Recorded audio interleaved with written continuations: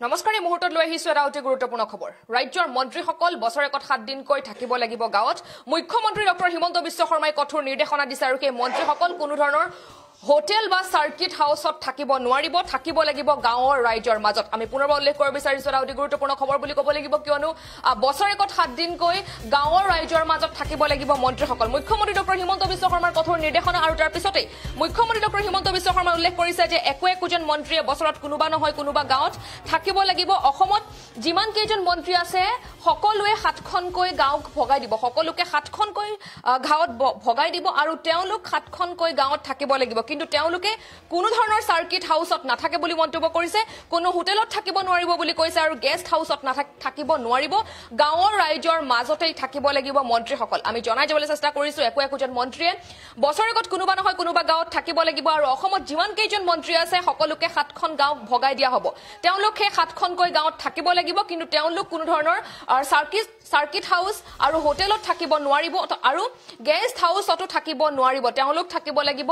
গাঁৱৰ ৰাইজৰ মাজত ৰাজ্যৰ মন্ত্ৰীসকল এতিয়া বছৰেকত 7 দিনকৈ থাকিব লাগিব গাঁৱত আমি জনাই যাবলৈ বিচাৰিছো এটা অতি গুৰুত্বপূৰ্ণ খবৰ বুলি ক'ব লাগিব মুখ্যমন্ত্ৰী ডক্টৰ হিমন্ত বিশ্ব শৰ্মাই কঠোৰ নিৰ্দেশনা দিছে এতিয়া ৰাজ্যৰ মন্ত্ৰীসকল থাকিব লাগিব 7 দিনকৈ থাকিব লাগিব গাঁৱত থাকিব লাগিব আমি জনাই যাবলৈ বিচাৰিছো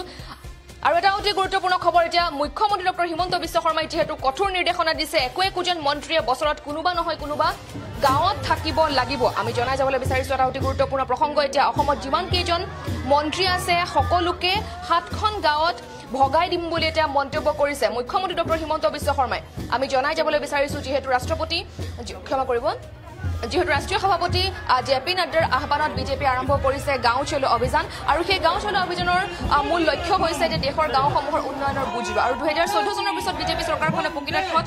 কিমান উন্নয়ন সাধিব পাৰিছে তাৰ বুজ লোৱাৰ লগতে গাঁওৰ ৰাইজৰো উন্নয়নৰ সন্দৰ্ভত কি অনুভৱ কৰিলে তাৰো গম লোৱা হৈছে এই গাঁও চলো অভিযানৰ মূল উদ্দেশ্য আৰু মানুহৰ মনৰ অনুভৱ বুজ লৈ অনাগত দিনত চৰকাৰখনে কিদৰে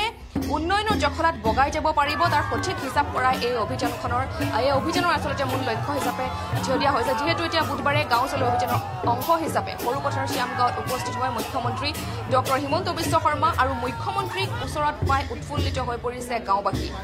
বাইক ৰেলীৰ দলীয় কৰ্মকৰ্তাসকলে মুখ্যমন্ত্ৰীক আদৰি আনে গাঁৱৰ জীয়ৰীসকলে জনজাতীয় নৃত্য পৰিৱেশন কৰি মুখ্যমন্ত্ৰীক আদৰণি জনায় স্থানীয় ৰাইজে জানিবলৈ দিয়ে যে মুখ্যমন্ত্ৰীৰ আগমনৰ বাবে বিভিন্ন ধৰণৰ থলুৱা ব্যঞ্জন ৰাখিছে আৰু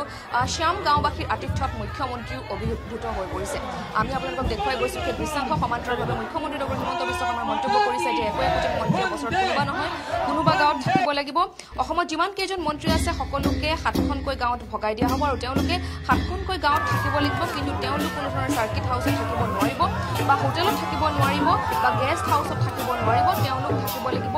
গাঁৱৰ ৰাইজৰ মাজত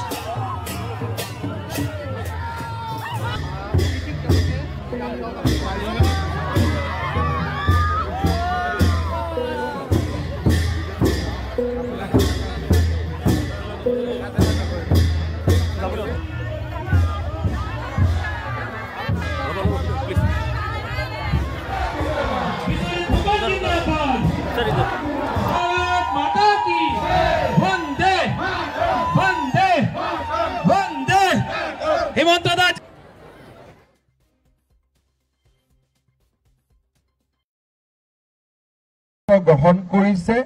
যে আমাৰ একোজন মন্ত্ৰীয়ে বছৰত 7 দিন কোনোবা নহয় কোনোবা গাঁৱত ৰাতি থাকিব অৰ্থাৎ আমাৰ অসমত যিমান কেইজন মন্ত্ৰী আছে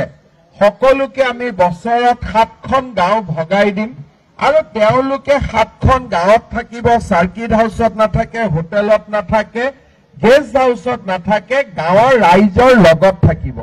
আৰু গাঁৱৰ ৰাইজৰ লগত যেতিয়া থাকিব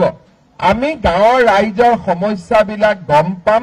আৰু সমস্যাবিলাক সমাধানৰ কাৰণেও আমি প্ৰচেষ্টা ল'ব পাৰিম যোৱা কেবিনেটত এটা গুৰুত্বপূৰ্ণ সিদ্ধান্ত গ্ৰহণ কৰিছে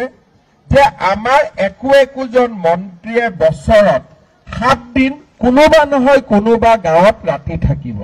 অৰ্থাৎ আমাৰ অসমত যিমান কেইজন মন্ত্ৰী আছে সকলোকে আমি বছৰত 7খন গাঁও ভগাই দিম আৰু তেওঁলোকে 7খন গাঁৱত থাকিব সাৰ্কিট হাউসত নাথাকে হোটেলত নাথাকে গেষ্ট হাউসত নাথাকে গাঁৱৰ ৰাইজৰ লগত থাকিব আৰু গাঁৱৰ ৰাইজৰ লগত যেতিয়া থাকিব আমি গাঁৱৰ ৰাইজৰ সমস্যাবিলাক গম পাম আৰু সমস্যাবিলাক সমাধানৰ কাৰণেও